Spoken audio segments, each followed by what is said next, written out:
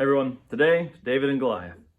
When the Israelites saw Goliath, every one of them ran away, terrified of him. Now the Israelite soldiers had been saying to each other, "Do you see the man who keeps coming out? How has he come to insult Israel? The king will reward great riches to whoever kills that man.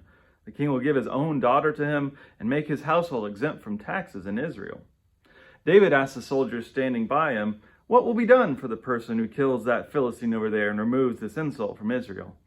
Who's that uncircumcised Philistine anyway, and how can he get away with insulting the army of the living God?" "Don't let anyone lose courage because of this Philistine," David told Saul. "I, your servant, will go out and fight him."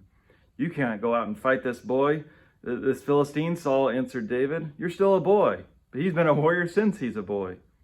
"The Lord," David added, "who rescued me from the power of both lions and bears, will rescue me from the power of this Philistine." "Go," Saul replied to David. "May the Lord be with you." So what more can you say about the story of David and Goliath?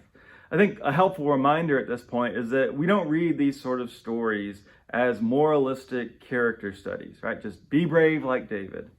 We really need to read them to learn about God, which is good because every character in these stories is complicated, even one described as being after God's own heart.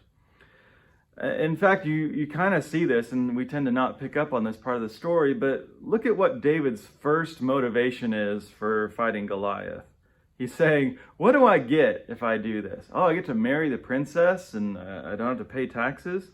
If you read the full story, David's older brother seems to recognize what David's up to, right? He notices him asking these sort of questions, and David's like, "Oh, it's just a question." Well, maybe not.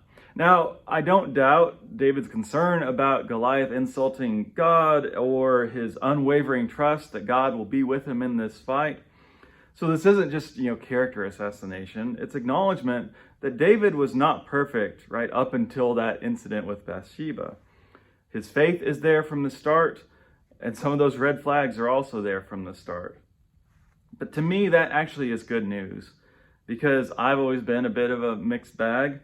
Maybe you too, right? I'm not just a good person who makes one big mistake in my life. I'm always up and down, and I think that's the case for most of us. And yet, God is always with me, God is always with David, and God is always with you.